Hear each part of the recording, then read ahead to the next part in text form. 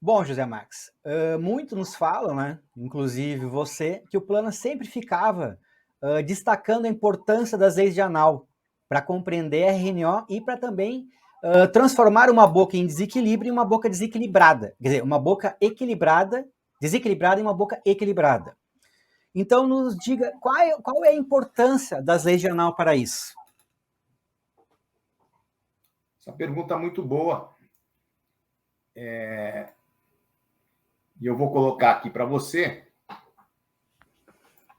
que Planas, na verdade, ele falava o tempo todo sobre Anal. Anal, vou falar um pouco mais à frente para vocês, era um engenheiro, nasceu na África do Sul, estudou na Alemanha e depois foi para Harvard. E fez o que a gente conhece como lei de Anal, que, por incrível que pareça, é muito pouco falado hoje em dia, pelas escolas novas de oclusão. E o Anal, matematicamente, comprovou como que uma oclusão deveria ser equilibrada. Quais os pré-requisitos para que uma oclusão ou a mastigação se tornasse equilibrada. E você falou agora há pouco que anal não, mas que Planas, se ele falava muito do anal, o Planas falava de anal o tempo todo. O Planas,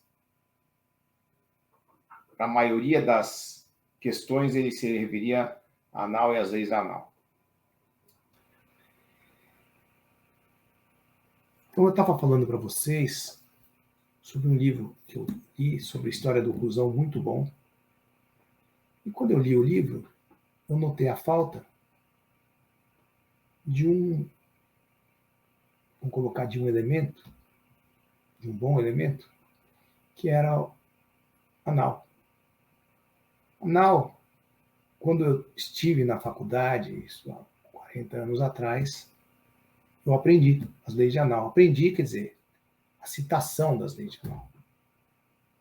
Eu aprendi que existia alguém que falava sobre as leis de Anal, que nas leis de oclusão, mas mais nada a respeito disso eu fiquei sabendo. E nesse livro atual, eu não vi citação de Anal. Quando eu não vi isso, eu liguei para o autor do livro, que é meu amigo, e perguntei para ele, escuta, eu senti falta, vocês fizeram uma evolução da história da oclusão muito bem feita, mas do anal.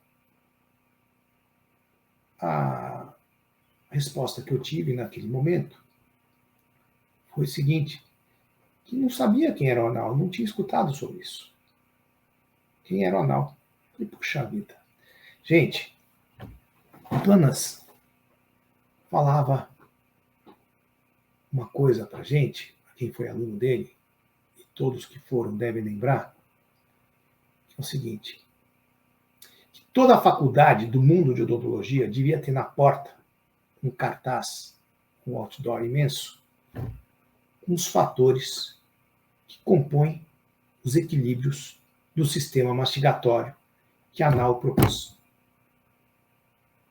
Por quê? Porque ele falava, não, os dentistas, os colegas têm que passar todo dia para decorar isso, que é a coisa mais importante que existe na odontologia, porque é a forma de se chegar ao equilíbrio. Que fatores são esses? São 5 fatores. E o que é 5 fatores? Vocês pegam um liquidificador, ou não sei se podemos juntar um liquidificador, mas pega um recipiente e pega 5 fatores e mistura esses 5 fatores ali dentro do recipiente.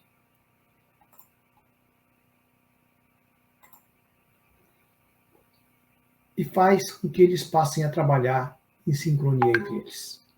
E faz com que esses 5 fatores passem a trabalhar em sincronia. Mais ou menos isso. Que fatores que são esses que o anal pegou?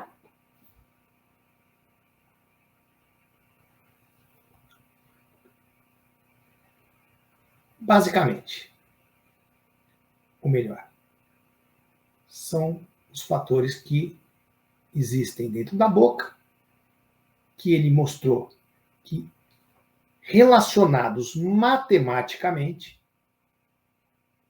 vão chegar a uma situação em que todos eles trabalhem em conjunto, chegando-se a um equilíbrio do sistema mastigatório. Quais são esses fatores? Por sinal, isso é motivo de uma aula inteira que eu já dei algumas vezes. Eu não tenho dado muito curso, muita aula, porque eu tenho uma clínica que me absorve muito. É uma opção. Mas quais são esses fatores? Que Planas dizia com tanta intensidade e veemência que todo dentista deveria conhecer. E que nós, que fazemos RNO, e que entendemos RNO na profundidade, passamos a entender com muita profundidade.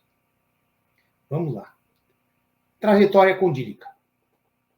É onde o côndilo discorre o movimento quando ele se anterioriza. Quando ele vai se anteriorizar, pelo próprio movimento da mandíbula no ato da mastigação, ele transcorre através de uma superfície angulada, para que o movimento ocorra, porque o movimento da mandíbula é para o lado, para a frente e para baixo, dos dois lados.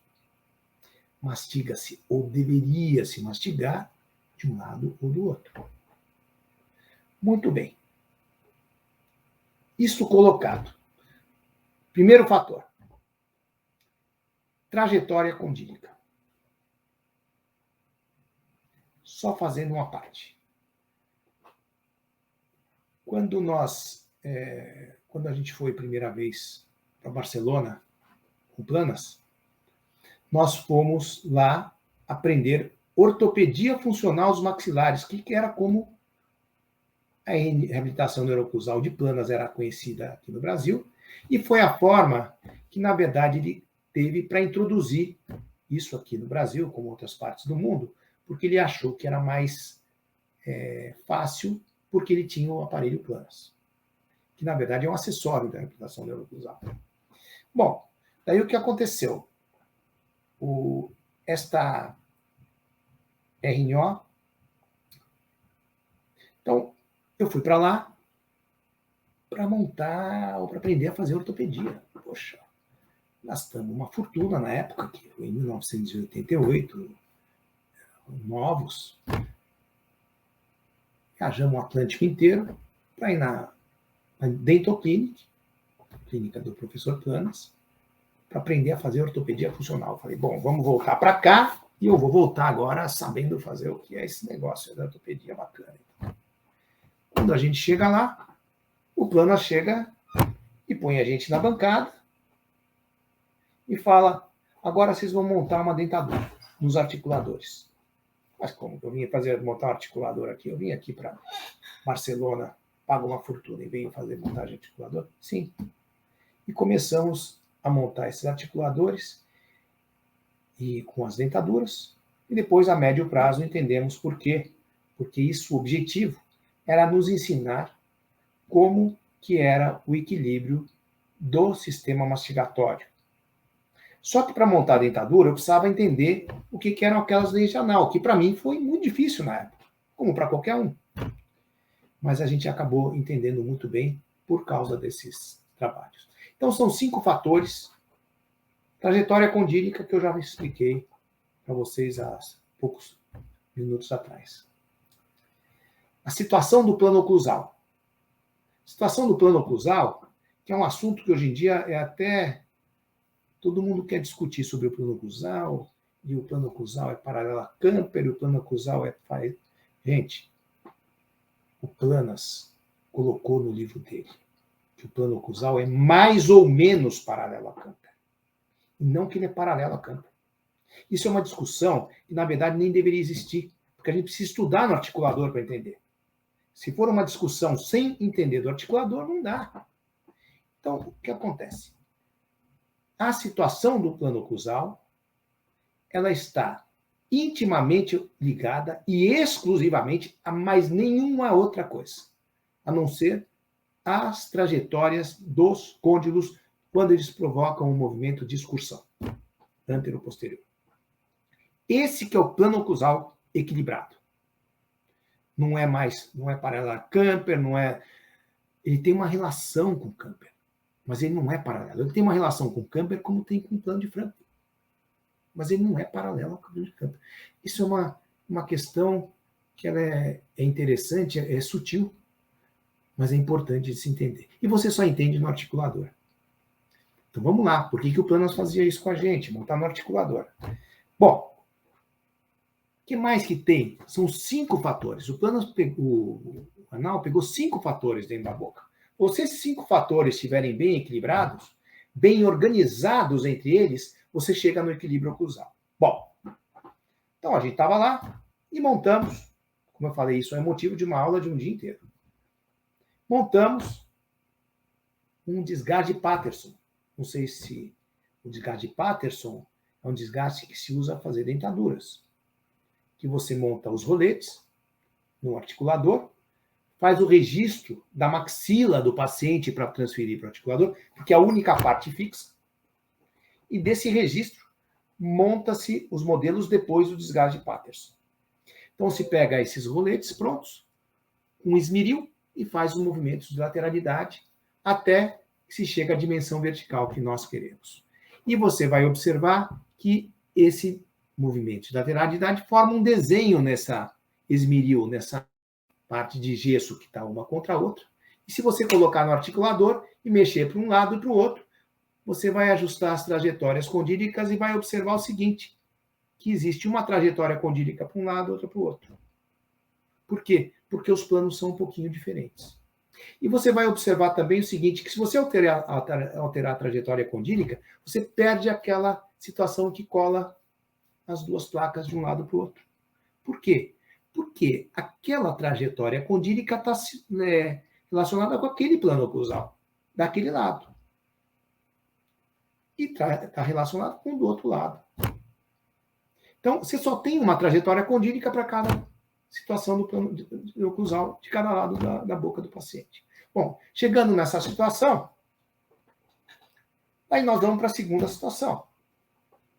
E daí teríamos que montar os dentes, que são os outros 2 fatores. E daí a altura das cúspides dos dentes. E o trespasse e o overjet incisivo. Eu tenho uma leitura, e vou publicar isso em breve, um pouco diferente da explicação disso. Mas vamos lá como era colocado por Planas e pelo anal.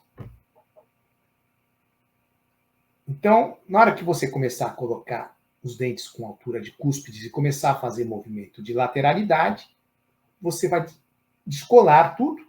Por quê? Vai causar trauma. Vai causar trauma como causa na boca. Para que isso não ocorra, tem um outro fator que compõe o equilíbrio junto com esses outros 4. Qual é o outro fator? É uma curva antero-posterior, que o Planas chamava de curva de despegue, decolagem, como se fosse a decolagem de um avião. Então, na hora que você vai chegar com o movimento de lateralidade de um lado e do outro, você faz esse movimento e volta.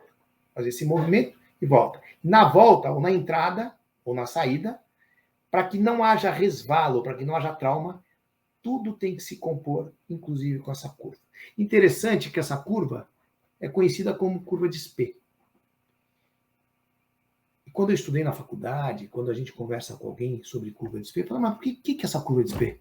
Não, a curva de Spee. Mas para que ela tem? Não, tem que ter a curva de Spee. Tem alguns que até fizeram já algumas curvas de Spee pré-fabricadas. Uns dizem, essa curva de Spee tem que ser mais inclinada. Gente, não tem que ser nada. Na verdade, o que tem que ser é que esses 5 fatores têm que estar organizados entre si. E daí, sim, nós poderemos ter um sistema equilibrado.